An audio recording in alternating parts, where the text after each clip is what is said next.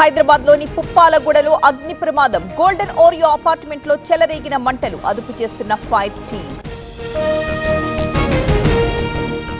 ఢిల్లీ నుంచి ఈ సాయంత్రం ముంబైకి చంద్రబాబు. 2 రోజుల పాటు మహారాష్ట్రలో పర్యటన. ఎన్డీఏ కూటమి తరపున ఎన్నికల ప్రచారం.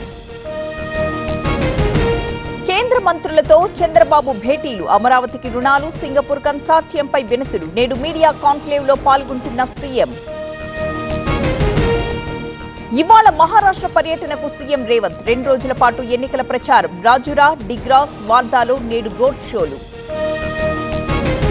సీఎం రేవంత్ సవాల్కు బీజేపీ కౌంటర్. మూసీ పరివాహక ప్రాంతాల్లో మూసీ నిద్ర. బాధితుల ఇళ్లలోనే ఈ రాత్రికి నేతల బస. లగచర్లకు నేడు బీఆర్ఎస్ మహిళా నేతలు. బాధితుల కుటుంబ సభ్యులకు పరామర్శ. నిందితుడు సురేష్ కోసం పోలీసుల గాలింపు. అన్ని పార్టీలు నిరసనలో పాల్గొన్నాయి. అధికారం ఎవరికీ శాశ్వతం కాదన్న కేటీఆర్. అధిష్టానం రేవంత్ ను మార్చేయొచ్చని కమెంట్. నొప్పి మాయం, సర్జరీ దూరం. మోకాలు మరియు నడుము నొప్పులను ఇకపై భరించాల్సిన అవసరం లేదు. ఆపరేషన్ లేకుండా అత్యాధునిక చికిత్స. Indo British advanced pain clinic. అధునాతన సాంకేతికతతో ఇప్పుడు బంజారా హిల్స్ తో పాటు మదీనాగూడలో. బీఆర్ఎస్ నేతలు ఫ్రస్ట్రేషన్ లో మాట్లాడుతున్నారు. కేటీఆర్ ఎప్పుడైనా జైలుకు వెళ్లే అవకాశం ఉంది. బీజేపీ నేతలు దిగజారన్న పీసీసీ చీఫ్. నేడు మహారాష్ట్రకు పవన్ కళ్యాణ్. ఎన్డీఏ కూటమి తరపున ప్రచారం. 5 సభలు, 2 రోడ్ షోలకు ప్లాన్. ఈ నెల 22న హైదరాబాద్ కు రాష్ట్రపతి. లోక్ మంథన్ 2024 కార్యక్రమానికి హాజరు. 21న వేడుకను ప్రారంభించనున్న వెంకయ్య నాయుడు. బాసర ట్రిపుల్ ముట్టడికి ఏబీవీపీ పిలుపు. రైల్వే స్టేషన్ లో కార్యకర్తల ముందస్తు అరెస్ట్. ముతోల్ పోలీసు.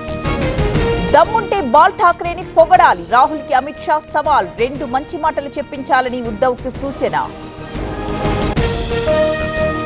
ఢిల్లీలో గ్రాఫ్ 3 నిబంధనలు అమలు. ముమ్మరంగా వాహనాల తనిఖీలు. దేశ రాజధానిలో నిలిచిపోయిన నిర్మాణ పనులు.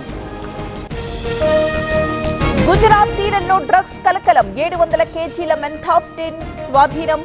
ఇరాన్కు చెందిన 8 మంది అరెస్ట్. మండల పూజకు తెరుచుకున్న శబరిమల. స్వామి దర్శనానికి పోటెత్తుతున్న భక్తులు. రోజుకు 18 గంటల పాటు దర్శనాలు. కాశీలో వైభవంగా దేవ్ దీపావళి.